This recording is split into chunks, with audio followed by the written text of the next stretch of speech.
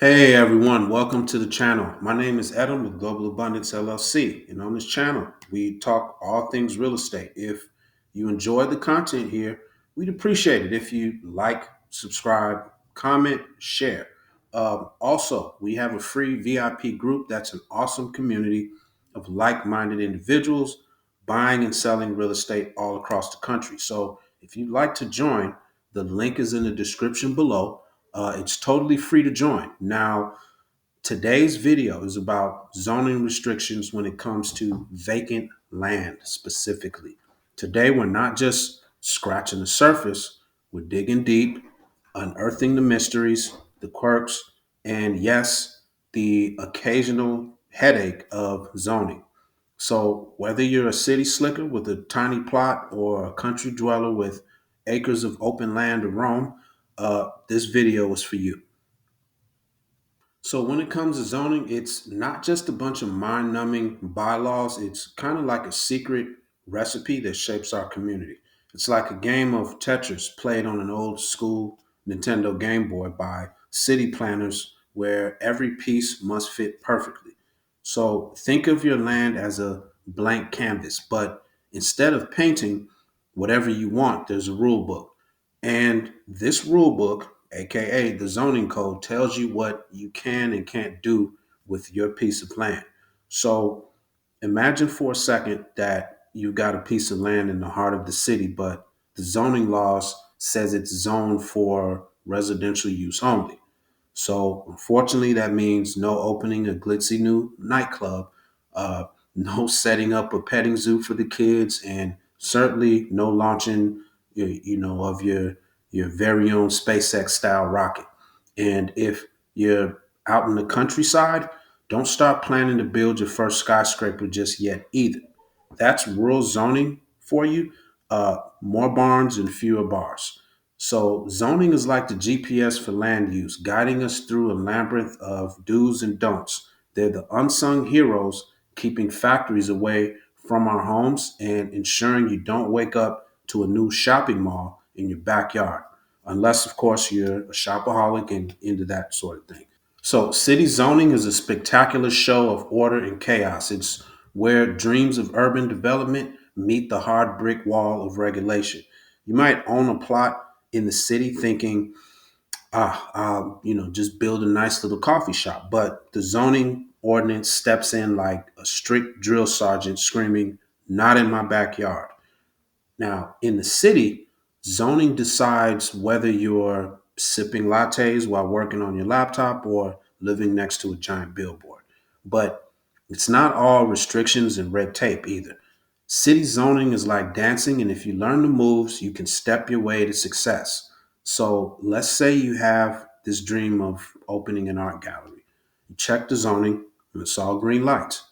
Next thing you know, you're the new talk of the town, hosting fancy art shows. But plot twist, you can't just decide to turn the top floor into a swanky penthouse. Why? Because zoning said so. And then there's the fun part, variances in special permits. Uh, Say you want to start something unique, like an indoor skydiving center in a zone where it's not usually allowed.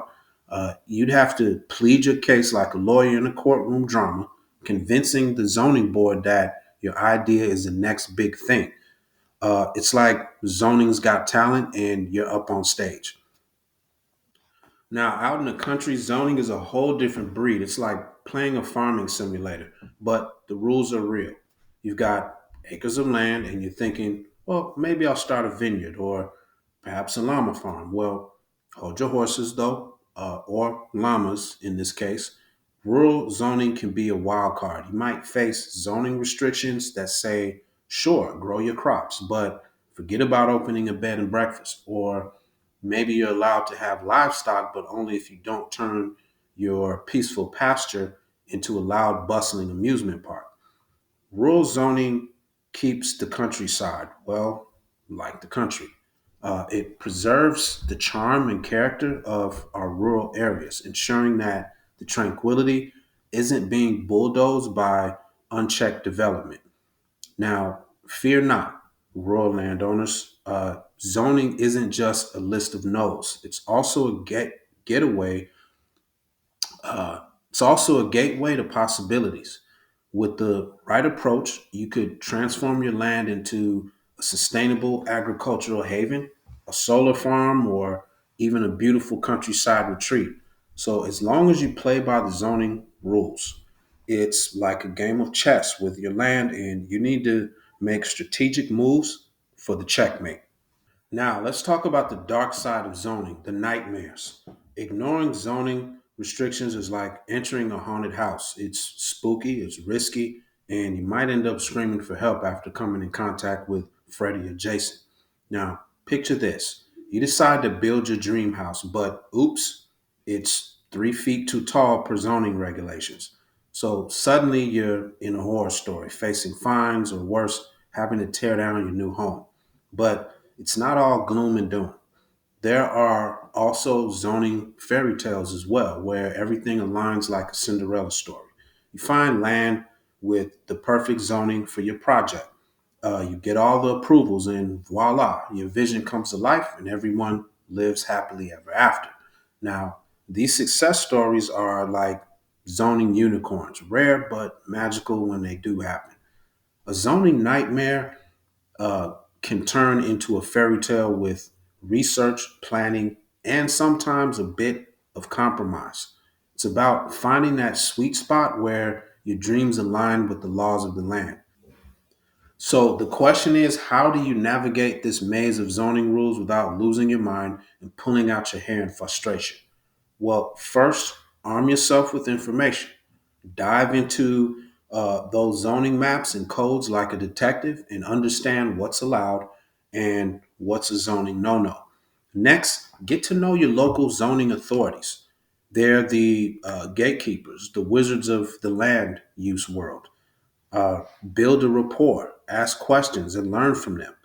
They can be your allies guiding you through the process. And if you hit any roadblocks, consider applying for a variance or a special permit. It's like asking the zoning genie for a wish, and sometimes wishes do get granted. So present your case, show how your plan benefits the community, and who knows, you might just get that green light that you deserve. Now, lastly, remember the golden rule of zoning. It's easier to adapt your plan to fit the zoning that already exists than to change the zoning to fit your plan. Changing zoning depending where the property is can take months, even years in some cases. So, like a surfer riding the waves, go with the flow of zoning and you'll reach the shores of success. So, in closing today, we laughed, we cried, and most importantly, we learned that zoning is not just a set of rules, it's the backbone of our communities. Whether you're dealing with urban complexities or rural nuances, understanding zoning is your key to unlocking the potential of your vacant land. So, embrace the zany, embrace the practical, and let zoning be your guide. So, before you keep it moving today, if you found value in today's video, feel free to like and subscribe. Also, comment below on some of your zoning nightmares or home runs that you've had. Until our next adventure, keep dreaming big and zoning smart.